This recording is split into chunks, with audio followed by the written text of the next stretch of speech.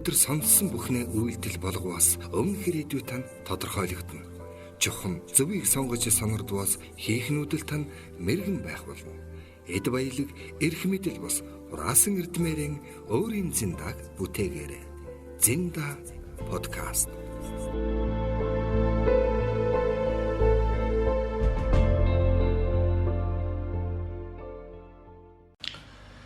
Сайн байцгаана уу хүмүүс сонсогчдоо. Зинда подкастын маань ээлжид нэгэн дугаар. Энэхүү та бүхний өмнө бол хэд бэлэн болсон байна. Яг энэ цаг мөч буюу яг өнөөдрийн байдлаар аваад үзэх юм бол бид бүхэн локдаун буюу яг одоо бүгдээрээ цагдахлын үеэс болоод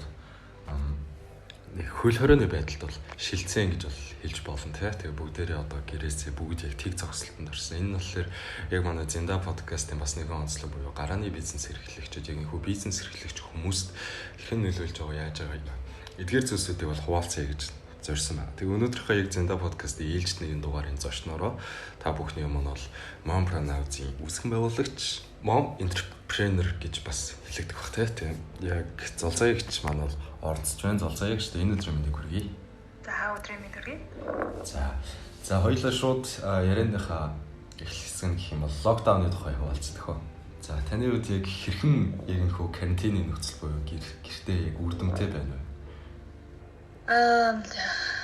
Яг энэ хатуу хөл хорионы үеэр хоёр хүүхдийнхаа зүүмийн хичээлийг хийлгэх даалгавар гэдэг дээр клик төлөрж байна. Тэгээ баг өдрийн таал шахуу инээж хэвчүүл. Тэгээ Stanford-ийн сургуулийн дэлхийн түвшинчээр гэдэг бас онлайн жаа. Тэр бол яг одоогийн нөхцөл байдал дээр гарааны бизнес эрхлэгч ээжүүд гэж байна. Хоёулаа энэ тухай танилцуулаад үз. Өнөөдөр яг хөл хорионы нөхцөлд бол бид бүхэн за гэртээ мэдээж чинь за нэг хэсэг нь бол дасгал хийж гин, нөгөө хэсэг нь ном уншиж гин. За маш сайн их цэвэрлэгээнүүдийг хийж гин. За яг л нөгөө дотоод хүнтэйгээ ярилцсан гэдэг чинь тийм зүйлсүүд нэлээх байгаад байна тийм. За энэ талаараа нөгөө талаар нь аваад үзэх юм бол бид бүхэн нэг том даваа гарч ирж байгаа бас санхүүгийн байдал гарч ирж байгаа. Нэг хэсэг нь бол бизнесний яг тэг зогсолт руу орж эхэлж байгаа бол нөгөө хүмүүс нь за яг энэ тэг зогсолтыг ашиглаад өөрийнхөө бизнесийг эхлүүлье гэсэн яг тийм хүмүүс зөндөө байна. Яг энэ хүү гарааны бизнес эрхэлж байгаа эмэгтэйчүүд буюу Mom Entrepreneur яг энэ хүү төрийн бас байгууллагын талаар та мэдээлэл өгөөч. Яг тухайн байгууллагт хэдийн хэмжээний эмэгтэйчүүд, ээжүүд хамрагдсан бэ? Ямар төрлийн бизнесүүд эрхэлт юм бэ гэдэг талаар хуваалцаач. За Mom Entrepreneurs буюу Mompreneurs маань байгууллагад 5 жил болж байгаа.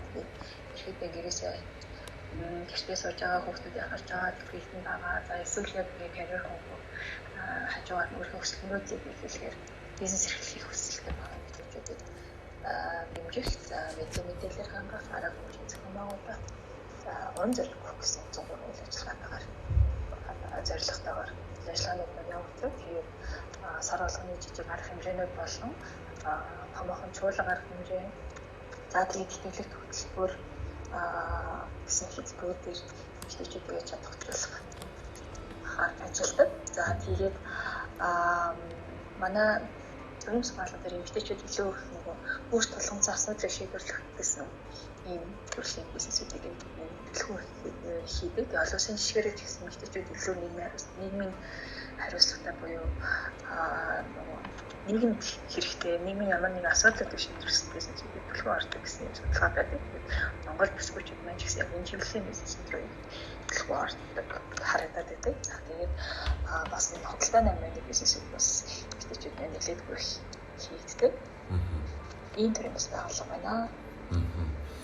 Нөгөө чуулганы тухай бас яг хэлцэжсэн та баг тий.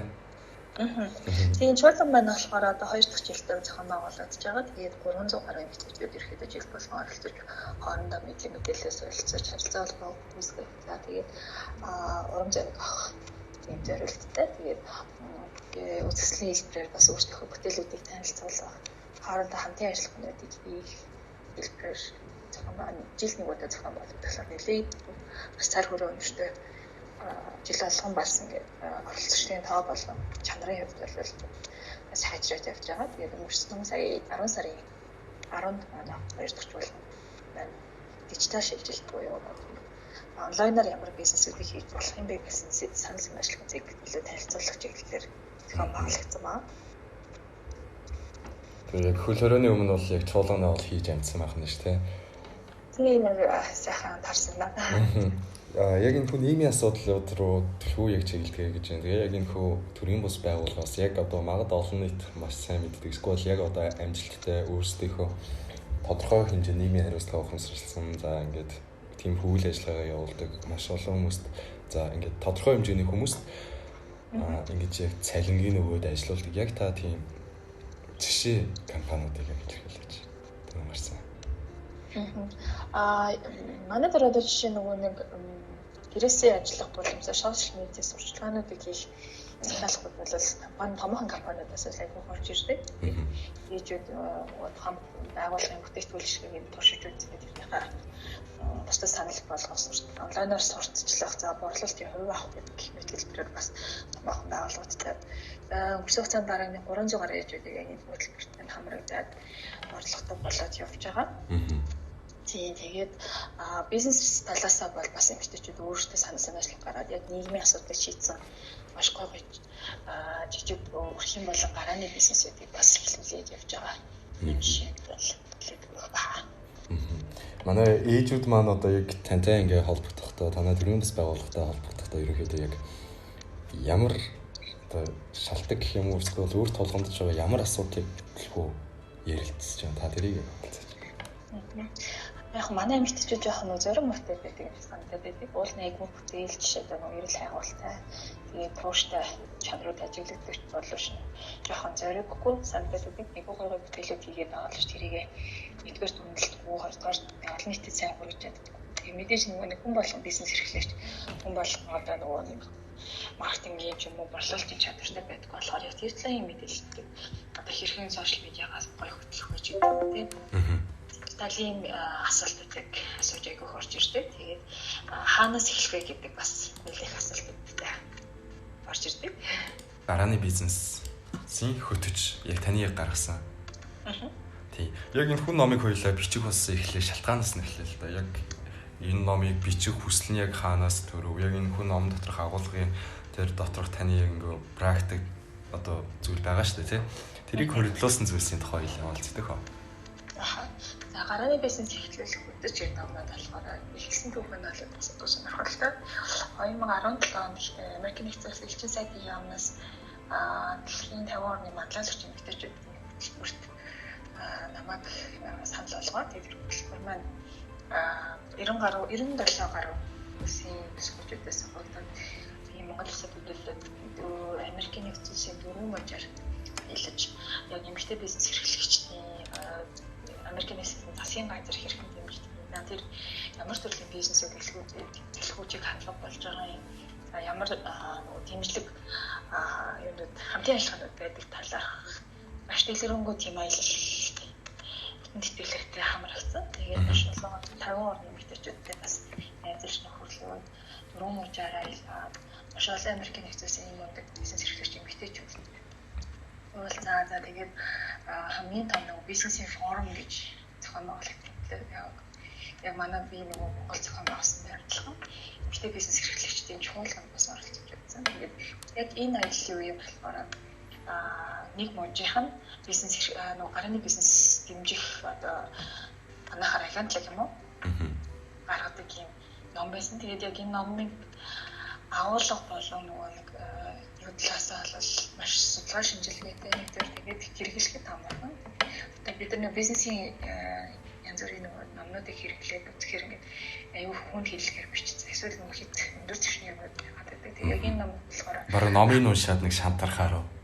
Тийм нөгөө анхан шатны яг хинч уншаад ойлгох боломжтой. Тэгээд өөр өөртөө ажиллах боломжтой. Тэгээд бичдэг хэсгүүдтэй болохоор илүү бас хүмүүсийг өөрсдөө хөгжүүлэхэд зориулагдсан ийм ном байсан. Тэгээд мэйлэр Монгол ирснийхэн дараа зөвшөөрлийг аваад тэгээд аль бисны эрхлэлээр орчуулан гаргасан. Тэгээд мэдээж нөгөө Америк нэгдсэн улсын бизнес эрхлэгчдэд зориулсан ном болохоор бид нар Монгол дахь нөгөө хууль дүрм журам босоод юмнуудтай жоохон ойлголох шаардлага гарсан. Тэгээд семестрийнхантайгаа хамтраад яг энэ талаас нь бас нийлээдгүй баг гараа ажиллаад тэгээд яг Монгол кейсүүд болон Монгол хууль дүрм журам стандартуудыг бас нэгтгээд юм холимог хэлбэртэй ном болон гарсан.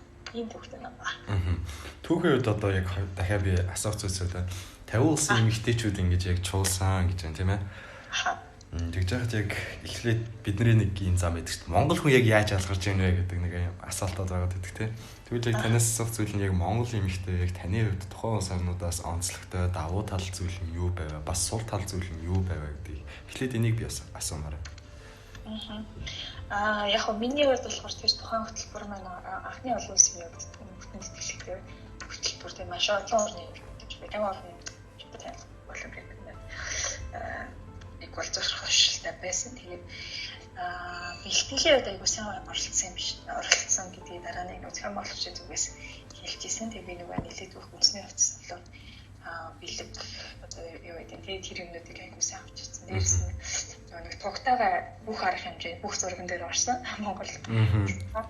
Тийм яг тэр маань бас дараагийн нөгөө тухайн хөтөлбөрийнхаа төсөлтийн одоо нөгөө нэг мэдээ гэдэг юм уу, репорт гэдэг юм уу, тийм нөгөө төсөлтийн холбооны сайт гэх мэт юм дээр илүү их гарах одоо зам нь болж өгсөн.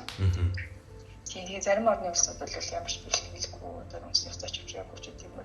Зүр яг биеэл яваад ирсэн байна уу? Тийм тэгээ яг нөгөө бэлтгэл сайтай байснаа айгүй олон ярилцлаганд орсон. Сайт мэдээлэл маань гарсан. Тийм л даваа талтай байсан юм болов уу гэж бодчих. Тийм нөгөө юуныхаа цаг уурынхаа онцлогийн хувьд монголчууд ч нөгөө нүүдэл чинь бас насан цоцтой сайн байдаг болохоор бид чинь дөрвөн мужаар аялахад цаг агаар болгоно нэг өөрөөр нэг бүтэг нэг дулаах нэг юм салхитай ч гэдэг юм уу тий. Тэгээ зарим Азийн нурмууд дулаан нөгөө нэг дандаа зуны улиралтай орны гад болон нөгөө Африкийн улсууд юм гэж байна. Ханаа төрөх юу ах гэлээгүй тийм асуудлууд гарсан нэг эмэгтэй бүр хаалцсан ч гэдэг юм уу тий. Тэгэхээр тасан зохицохын талаас Монгол эмэгтэйчүүд бас айгүй тийм байна л гэж харсан шүү дээ. Гадаад яг тэрхүү улс орнуудад за тухайн яг энэхүү чуулган болж байгаа нөхцөлд нь төр зэсгээс нэг энэхүү эмэгтэйчүүдийн гарааны бизнес эрхлэлтийг ерөн хэрхэн ямар байдлаар дэмждэг юм байна вэ? Та энэний талаар хуваалцаач. Би хоёр жишээ хуваалцмаар байна. Эхнийх нь бол Америкийн нэгдсэн улсын жишээ ба Америкийн нэгдсэн улс болохоор ерөөхдөө чам санаал байх юм бол бусад бүх дэмжлэгүүдийг бол маш сайн өгд юм байл. Мож болгон өөр бодлоготой. Гэхдээ санаа байх юм бол маш сайн сургалтуудад эхлээд хамрагдуулна. Нөгөө нэг тэр санааг нь хөгжүүлэх, маркетинг, бизнес төлөвлөгөөн дээр нь ажиллах санхүүгийнхнийг гэх мэт юм сургалтуудад хамруулсан. Тэр нь үн төлбөргүй. Гэхдээ бидний бид шиг нөгөө нэг тийм олгдсон биш. Маш чанартай сургалтуудад хамтдагтай. За нөгөө талаас нь эрдэм шинжилгээний лабораторийн байгууллагууд үн төлбөргүй бас хөгжлөхийн гэдэг үзүүлдэг. Бид нар нэг шинэ бүтээл ч юм уу бүтээгдэхүүн гаргахад маш олон нөгөө дамжлаг лабораторийн ажлуудад шинжилгээнүүдэд орох шаардлага байдаг шүү дээ. Тэр нь нөгөө олчж байгаа. Нөгөө талаас их сургуулиуд нь бас дэмжиж явждаг. За их сургуулиуд нь болохоор тухайн бүтээгдэхүүний талаар судалгаа шинжилгээ болно. Дадлага эднүүд хангаад өгчдөг. Бас нөгөө нэг тухайн дадлага эднийхэн цалингийн гаргаж өгөөд дадлага ажилтнаа бас тухайн бүтээгдэхүүнийг бий болгоход туслуулах, хамтран баг болгох ажиллах гэх мэтэр ингэж явждаг. Тэгээд яг ингэ төслөн бэлэн болоод бүтээгдэхүүнийг ерөөхдөө цацал дээр гарах үед нь маш олон хөнгөлөлттэй зээлүүд болоо. Төслөлтөрүүдэд хамрагдуулах, хөрөнгө оруулагчтай уулзах гэдэг ийм ажлууд хийгдсэн юм байлаа. Нийгмийн бүх салбараас хүмүүсийг бол хамруулж тий. Тийм. Америкийн хувьд бол айгүй тийм юм. Тэгээ гол нь зах зээл нь айгүй томтой нэг мужууд байлаа амжилттай хэрэгжих юм бол дараагийн олон мужуудад франчайз хэлбэр ч юм уу экспорт хэлбэрээр бүтээгдэхүүн гарах боломжтойгоор айгүй том зах зээл Монголтой. За тэгээд Солонгосын жишээ болохоор бидний Солонгосын эмэгтэй бизнес эрхлэгчдийн бас нэг хөтөлбөрт оролцож байсан. За тэгээд тэр хөтөлбөр маань болохоор Солонгосын нөгөө дөрөв болгонд яг ийм эмэгтэй бизнес эрхлэгч буюу яг миний хийж байгаа энэ манай төрийн бас байгууллага хийж байгаа шиг хөтөлбөрүүд байдаг юм байлаа. Тэгэхээр анхан шатнасаа нэг бүтээгдэхүүнийг эцсийн шат хүртэл хийх процессыг тэр төвөнд төлбөргүй хийж өгдөг. Одоо нэг ус үйлдвэрлэгээд нэг эмэгтэйд яг тэр төв дээр очиж бүртгүүлээд хариулахтаа очиж бүртгүүлэн тэгээд гоо тэрэн дээр ямар шин чанартай, ямар цавлгаатай, за ямар маркетингтай, ямар үнэтэй гэдэг эцсийн нэг ширхэг бүтээгдэхүүн хүртэл нөгөө нэг гар дээр нэрх хүртэл бүх процессыг хийж өгдөг. Тэгээд гоо тийм тухайн эмэгтэй маань тэн дээрээс бол айгүй олон мэдээллүүдийг авах боломжтой. Тэгээ үнэ борлуулалт, маркетинг гэдэг маш олон мэдээллүүдийг аваад цаашаа хамтран ажиллах. Үйлдвэрлэлийн процесс хүртэл яг мэддэг болж ш тэ. Тэгээд нөгөө гар дээрээ бараг яг бодит бүтээгдэхүүнээ бариад тэрийгэ буцаад үйлдвэрлэлтөө гэрээ хийгээд өөрөө заавал үйлдвэр байрлаж таны бүрэн оруулж ирж хийх шаардлагагүйгээр өөрийнхөө санаа концепт даваа тал үнцнийг л борлуулж байна гэсэн үг. Монголд үгүй энэ яг ямар байд юм бэ? Монголд бол одоо яг энэ төрлийн юмнууд айгүй хомслоо юм л да. Яг сүүлийн үед инновацийг дэмжих бол бас яснаас хойш гарснаас хойш бол жижиг хэмжээний нөгөө гарааны бизнесийг дэмжих хөтөлбөрүүд бол хийж байгаа. 10 сарын стейж үүтэй. За эрдэм шинжилгээний байгууллагууд болон бусад юмнууд бол бас яг тийм сайн ажилтгүй. Дэмжлэг бол бараг байхгүй шахав. Инновац шингэсэн бүтээгдэхүүн гэдгээ батж чадах юм бол яг нэг гарааны бизнес юунд бүртгүүлээд 3 жил татваргүй 2.5 жил рүү татваргүй байх боломжтой. Нэг ийм л үлийн зохицолттой өөр бусад дэмждэг бол айгүй багтаал явж байна. Тэгэхээр өстө бор зүрхээрээ л үзэлцдэг байна. Тийм бор зүрхээрээ гарч ирээд ирүүл ирэхгүй бол дампуурал. Манай за хоёулаа яг төрийн бус байгууллага руу яг буцаад оръё. За ингээ манай ээжүүд байна. За одоо тэр цэма тантай илүү их бас хүмүүс холбогдож байгаа. Яг манай подкастын маань сонсоод зөндөө холбогдох хүмүүс байх бах. За би ингээд ээж хүн за юм локдаунд орсон байгаа учраас одоо энэ хөл хорионд орсон байгаа учраас тэг зогсолт хиймээргүй байна. Яг юм гэрийнхаа нөхцөл бизнесээ эхлүүлж үзмээр байна. Ийм зүйлсүүдийг сурмаар байна, мэдэрмээр байна, хийж үзмээр байна гэдэг гэж холбогдож байгаа хүмүүс бас би яах вэ? Яг одоогийн нөхцлөөр тийм хүмүүс гарч ирсэн байна уу? Яг одоогоор бол айгүй намжин л байна.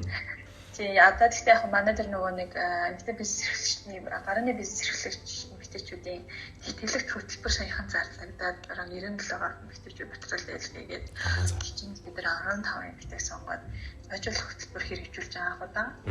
Энэ хөтөлбөр маань болохоор яг бичил болон гарааны бизнес эрхлэгчийн эмэгтэйчүүдийг дараагийн түвшинд гаргуулах, зориулах ийм зорилготой 2 сарын хөтөлбөр байгаа. Тэгээ яг маркетингийн хувьд бүтээгдэхүүн хөгжүүлэлтийн хувьд өөрийнх нь personal брендинг бас олон нийтэд бас таниулах бүтээгдэхүүн бас маркетингээс тусдах гэх үйл ажиллагаануудад юм хөтөлбөр маань явагдаж байгаа. Тэгээд энэ хөтөлбөр маань айгүй үүртэн тэгээд эхлээд локдаун болсон гэсэн бид онлайнаар бас сургалтууд аваад явж байна. За ямар ч манай зоологч маань яг өөрийн гэсэн ингэж номыг бий болгоод бүтээгээд ингэ гаргасан байна. За ингээд ээжүүдийн ингэж гарааны бизнесүүдийг дэмжих хөтөлбөр болон төрийн бас байгууллага байна. Инхээр бол манай одоо эмэгтэйчүүд маань зэндээ шууд холбогдож ингэ хамтран ажиллах бүрэн боломжтой болчихж байгаа. Тэгээ би одоо оюутан хүн, би өөрөө оюутан хүн тэрнийхээ талаар нэг зүйлийг асуусан юм. Манай зоологчдыг би фэйсбүүкээр найз тэнгуут яг зоологч ингэж оруулж байгаа нийтлүүд за ингээд нэг групп байдаг те. Яг тэр групп дээр оруулж байгаа юм хөө мэдээллүүд, тэтгэлгүүдийн талаар ингэж маш олон зүйлсүүд орж ирдэг. Хоёулаа тэрийг нэг хуваалцдаг уу яг тухайн группийн талаар. За News Opportunities гэдэг болоос юм байгууллага байгаа. Тийм байгууллага маань энэ итгэгч сөрөг төлөвлөгчөнд дэлхийн 115 салбар төлөвлөгчтэй. Яг тэтгэлэгт хөтөлбөр гэдэг бүх төрлийн мэдээллийг танаас авах боломжтой төлөвлөгөө. Би яг одоо үзээ сууж байна. Залуучуудад зориулсан платформ байгаа. Тэгээд вебсайт болон аппликейшн хэлбэрээр үйл ажиллагаанууд нь явагддаг. Дэлхийн 115 орн салбар төлөөлөгчид маань аль биесний нөгөө Facebook группүүдийг эрхлүүлээд явдаг. Би яг энэ бүх байгууллагт 2018 онд Монгол дахь төлөөлөгчөөр сонгогдоод ажиллаад 2020 оноос Туаз хариуцсан зохицуулагчаар төвшөөд ажиллаж байгаа. Тийм ерөөдөө Туазын 11 улсыг хариуцдаг. Одоо төлөөлөгчдийн хариуцдаг ажил хийж байгаа. Тэгээд Таиланд, Малайз, Чайна, Пакистан, Сингапур, Филиппин гэх мэт 11 улсын төлөөлөгчдийг хариуцаад ажиллаж. Яг энэ платформ бол манай News Opportunity Монголын группээс залуучууд юу харах юм бэ гэхээр 13-аас 35 насны залуучууд өөрсдөө хэрэгтэй богино болон урт хугацааны бүх төрлийн мэдээлэл хөтөлбөрийн мэдээллүүдийг авах боломжтой. Тэгээд мэдээж бас дотоодын мэдээллүүдийн мэдээллүүдийг аль болох ингээ харагдах юм бол оруулаад явдаг. Тэгээд дотоодын болон гадаадын маш олон мэдээллүүд байдаг. Одоо сүүлийн залуучуудаас айгүй боломжуудаар дүүрэн гарч байна. Зүгээс та хаасайг бол боломжлоо ашиглаад өгөөч л гэдэг хүн. Тийм ингээ манай залуучууд жоохон залхуул да ширлээд тавьсан шиг ороод хардггүй апплайдгүй байна. Бодлоо. Ялангуяа оюутан бол 10 жилийн хугацаанд зэрэг зөвлөлтүүд асар их байгаа. Тэгтээ яг ковидос шалтгаалаад энэ төлбөрүүд локдаун хэлбэртэй байгаа боловч ер нь бол боломжтой эффект байх юм байна. Бидний үед бол яг нэг интернет цахим орчмын хэрэглээ багаас нь бас мэдээлэлгүй байсан баг. Одооны залуучуудад бол мэдээлэл бүр ингээ гэлхэн ингээд урсж байна. Тэрийг ашиглаж байгаа залуучууд харин сайн байна л гэж хэлмээр байна. Монпренер одоо яг энэ хөл хорионы хугацаанд ямар үйл ажиллагааг явуулах гэж байна вэ? Ямар одоо боломжуудыг бусдад түгээх гэж байна вэ? Тэгээ үйл ажиллагааныхын тухай хаваалцаж энэ хөл хорионы үеэр. Монпренерийн хувьд болохоор яг одоогоор нэг тэтгэлэг төлбөр байжуулах төлбөрийнхөө оролцогч нарт илүү анхаарал хандуулдаг сургалтуудыг хийгээд явж байна. Fellowship program. Тийм Mompreneur Fellowship program гэдэг програм байгаа. Тэгээд бараг 100 гаруй эмэгтэйчүүдээс бид 15 эмэгтэй бизнесийг сонгож шалгаруулад тэгээд тэдгээр эмэгтэйчүүдийг чадваржуулах сургалтуудад багтлаа. Онлайн хэлбэрт шилжчихсэн байж байна. Цагийн нөхцөл байдлаас нь аваад үзэх юм бол бид нар яг ийм түрүүнээс хойш илэрхийлээд байгаа нэг ийм тэг зогсолтын үе гэж яг яриад байна шүү дээ. Энэ яг одоо жишээлх юм бол гарааны бизнес эрхэлж байгаа хүмүүст яг бодитойгоор та нэг юу гэнэ илэрхийлж тийм. За давуу тал болон сул талыг гэнэ гэж. За давуу тал гэх юм бол магадгүй нөгөө бизнесийнхаа эрхчлэлийн төлөвлөгөөнүүд ч гэдэм үү бүтээгдэхүүн хөгжүүлэлтийн талаас нь ажиллах боломжийг бас олгож иж магадгүй. За сул талын хувьд бол мэдээж маш олон сул талууд байгаа. Бизнес ямар ч үйл ажиллагаагүй байхад нөгөө дотор түрээс босгол зарлууд гэх мэт зарлууд бол байнгын одоо бол ингээл явж л байна гэсэн. Тэгэхээр бизнес эрхлэгчд мань алханд одоо өдөр ирэхэд тусмал одоо өөрсдөө янз бүрийн нөгөө нэг үр төлбөрөө цалингаас авахулаа тий. Түрээс гээл тий. Тэр олон асуудлууд байна урд болохоор жаа. Тэгээд тэр засгаас бол барьтаар хэмжээл авах бодлогч байна. Би мамаас нь ари өөр нэг зүйлийг асуух юм бол аудтай ерөнхийдөө нэг холбогдох уу яг тийм их зүйлийг цаашдаа ауд яг энэ хөө бизнес эрхлэл дээр нэг туслах бол хамтран ажиллах ч юм уу тийм хөтөлбөр хэрэгжих үү? Зөвхөн яг энэ хөө эмэгтэйчүүдтэй хандсан яг зүйл маань үйлчлэх үү? Яг эмэгтэй бизнес эрхлэгчдийн төрийн саналууд дээр бол хэрэгслийн төлөвлөгөө бол байхгүй. User opportunity болоос юм авалгатай болохоор залуучуудыг хөгжүүлэх эрхтэйчүүдийг нөгөө янз бүрийн чадваржуулах талын юмнууд руу илүү хандуулахгүй болоос манай эрхтэйчүүд айгүй сул байгаад байна. Янз бүрийн хөтөлбөрүүдэд юусэн хамрагддаггүй. Айгүй нийгмийн итгэвхтэй тэр хэмжээгээрээ нөгөө эмэгтэйчүүдээс хоцрогдох байдал. Өрсөлдөх чадвар багасаад байна гэсэн үг байна шүү дээ. Тийм янз бүрийн арга хэмжээ төсөл хөтөлбөр ер нь бүх юмд л ингээл харж байхад эмэгтэйчүүд бараг 80% авчиж байгаа. Харагдаад байгаа. Тэгэхээр opportunity дээр бид нар бас жүүдэд зэрэгс эмэгтэй залуучуудад зэрэгс хөтөлбөрүүд бас илүү харуулах за тэдэрлэг коучинг хийх гэдэг юм бас одоо төлөвлөгөөд орсон явж байгаа. Окей. Би яг ихүү Зэнда подкастынхаа яг төгсгөлийн нэг асуултыг танаас асууя. Яг Mompreneur маань яг одоогоос 10 жилийн дараах дүр зургааныг хуваалцвал. Яг би нэг нэгцээс явж байхдаа яг нэг төрлийн бас байгууллагаас яг нэг эмэгтэй бизнес эрхлэгчдийн төрлийн бас байгууллага. Тэгээд ерөөдөө тэд нар маань бүр айгүй өндөр түвшинд хөгжсөн. Өөрсдийнхээ гаргаж байгаа бүтээгдэхүүн дээр өвөн аавнууд буюу эмэгтэй бизнес эрхлэгч гаргасан гэдэг юм шошготой. Тэгээ хоорондоо би нэгээд нэмждэг. Тэгээ бүтээгдэхүүн яг нэг гарааны бизнес эрхлэгч эмэгтэйчүүдийг бүх талаар нь дэмждэг юм төрийн бас байгууллагатай болохыг бол бүрдэж байгаа.